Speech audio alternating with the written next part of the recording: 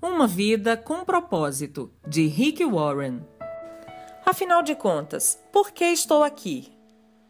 Quem confia em bens materiais cairá do cavalo, mas quem é moldado por Deus florescerá e dará bons frutos. Provérbios, capítulo 11, versículo 28.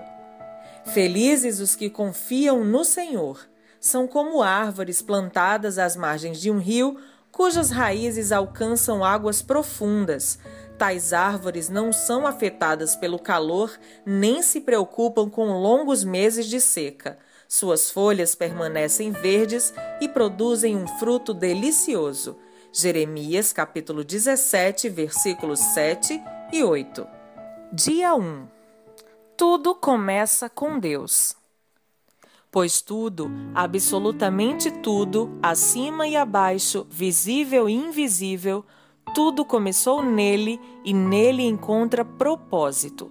Colossenses capítulo 1, versículo 16.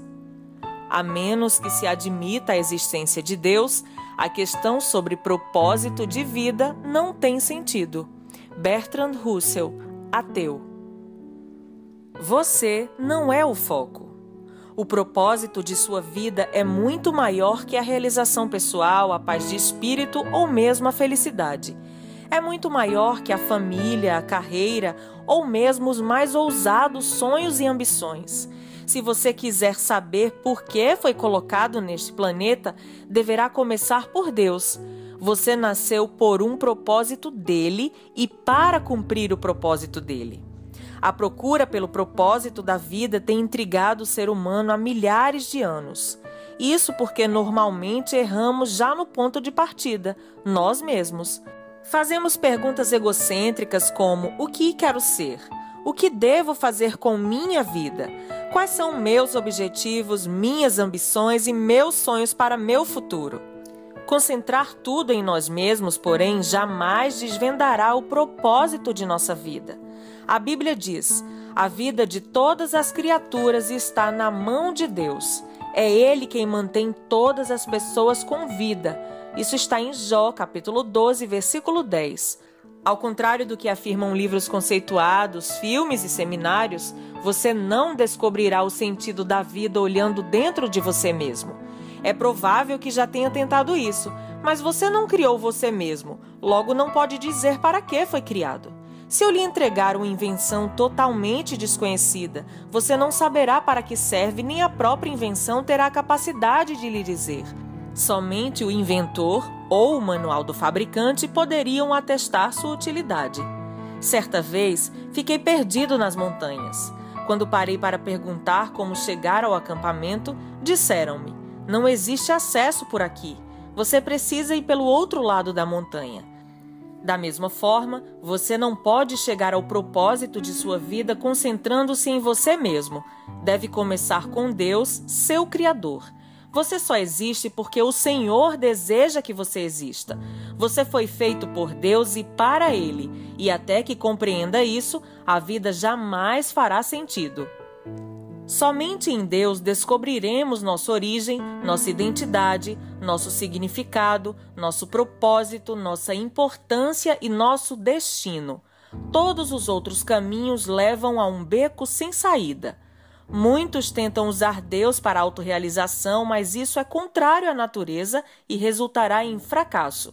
Você foi feito por Deus, não o contrário. E viver quer dizer deixar Deus usá-lo para os propósitos dele, não você usar Deus para propósitos particulares. A Bíblia diz: ficar obcecado consigo mesmo nessa questão é entrar num beco sem saída. Quem olha para Deus é levado para um campo aberto, a uma vida livre, espaçosa. Isso está em Romanos, capítulo 8, versículo 6. Já li muitos livros que sugerem maneiras de descobrir o propósito de vida. Todos poderiam ser classificados como livros de autoajuda, pois abordam o assunto de uma perspectiva egocêntrica.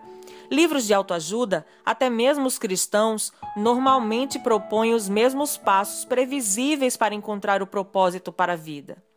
Dê importância aos seus sonhos, defina claramente seus valores, estabeleça metas, descubra suas habilidades, almeje grandes realizações, Vá à luta, seja disciplinado, acredite em você mesmo, envolva outras pessoas, não desista jamais. É lógico que essas recomendações frequentemente levam a grandes êxitos. Pode-se, em geral, ser bem-sucedido ao alcançar um alvo se houver concentração para o fim proposto. Mas ser bem-sucedido e cumprir o propósito de vida são coisas absolutamente distintas. Você pode alcançar seus objetivos pessoais, tornando-se um sucesso pelos padrões do mundo, e ainda assim estar distante dos propósitos para os quais Deus o criou. Você precisa de algo mais que conselhos de autoajuda. A Bíblia diz: autoajuda não é ajuda de jeito nenhum. O autossacrifício é o caminho, o meu caminho, para que vocês descubram sua verdadeira identidade. Isso está em Mateus, capítulo 16, versículo 25, na Bíblia A Mensagem. Este não é um livro de autoajuda. Não ensina a achar a carreira correta, a realizar sonhos ou a planejar a vida. Não ensina a encaixar mais atividades em uma agenda lotada. Na verdade, ensina a fazer menos na vida, concentrando-se no que mais importa. Ele vai ajudá-lo a se tornar o que Deus pretendia fazer de você ao criá-lo. Então, como descobrir o propósito para o qual você foi criado? Você só tem duas opções. A primeira é a especulação, a preferida pela maioria das pessoas. Elas conjecturam, supõem, teorizam. Quando dizem, sempre pensei que a vida fosse, querem dizer, este é o melhor palpite que posso dar. Há milhares de anos, filósofos brilhantes discutem e ponderam sobre o significado da vida. A filosofia é uma área importante do conhecimento e tem sua utilidade. Mas quando tenta determinar o propósito da vida, mesmo o mais sábio dos filósofos está apenas fazendo suposições. O Dr. Hugh Moorhead, professor de filosofia na Universidade de Illinois, escreveu certa vez para 250 dos mais conhecidos filósofos, cientistas, escritores e intelectuais do mundo, perguntando: qual o sentido da vida? Tempos depois, publicou as respostas em um livro. Alguns deram seus melhores palpites, outros admitiram ter apenas inventado um propósito para a vida. Outros ainda foram honestos o bastante para dizer que não tinham a menor ideia. Na verdade, vários intelectuais de renome pediram ao professor Moorhead que lhe respondesse caso descobrisse o propósito da vida. Felizmente, há uma alternativa à especulação sobre o significado e propósito da vida. Trata-se da revelação.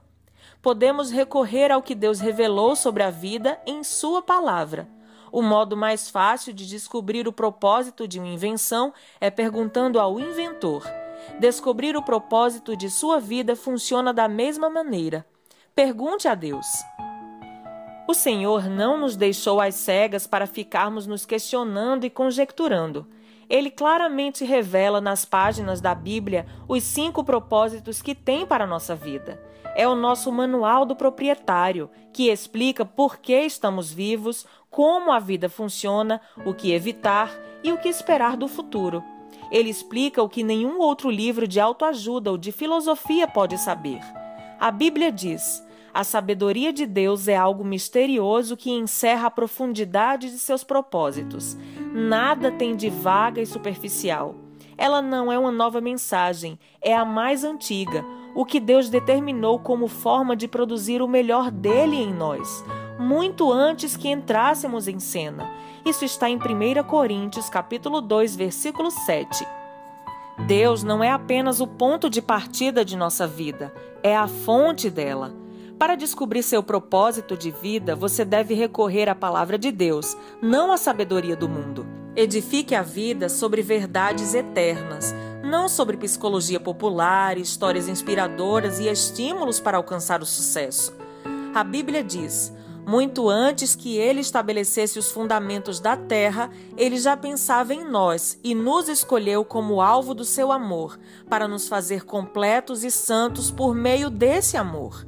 Há muito tempo ele decidiu nos adotar em sua família por meio de Jesus Cristo. E que prazer ele teve em planejar tudo isso. Foi por sua vontade que agora participamos da celebração desse presente dado por seu Filho amado totalmente de graça. Efésios capítulo 1, versículos de 4 a 6. Esse texto apresenta 3 critérios para nosso propósito. Primeiro, você descobre sua identidade e propósito no relacionamento com Jesus Cristo.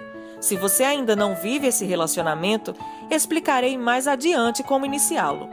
Segundo, Deus já pensava em você muito antes de você pensar a respeito dele. O propósito determinado por ele para a sua vida é anterior à sua concepção. Ele planejou isso antes que você existisse e sem a sua contribuição. Você pode escolher carreira, cônjuge, passatempos e muitas coisas na vida, mas não pode escolher seu propósito. Terceiro, o seu propósito de vida encaixa-se em outro propósito muito maior e cósmico que Deus planejou para a eternidade. É disso que trata esse livro. Andrei Bitov, romancista russo, cresceu em um regime ateísta e comunista, mas Deus atraiu sua atenção num dia terrível. Ele recorda: aos 27 anos de idade, enquanto estava no metrô de Leningrado, agora São Petersburgo, fui dominado por um desespero tão intenso que a vida pareceu parar de vez, apropriando-se completamente do futuro e não deixando nenhum significado. De repente, numa frase apareceu por si só: sem Deus, a vida não faz sentido. Martelando-a, assombrado na minha cabeça, saí do metrô e caminhei em direção à luz de Deus. Você deve ter se sentido perdido a respeito de seu propósito na vida. Parabéns, você está prestes a caminhar para a luz. Pensando sobre o meu propósito de vida. Tema para reflexão: eu não sou o foco. Versículo para memorizar: pois tudo, absolutamente tudo, acima e abaixo, visível e invisível, tudo começou nele e nele encontra propósito. Todas as coisas começaram nele e nele encontram seu propósito. Colossenses, capítulo 1, versículo 16.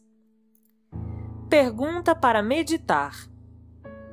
Apesar de todos os argumentos ao meu redor, como posso me lembrar de que a vida é, na verdade, viver para Deus, mas não para mim mesmo?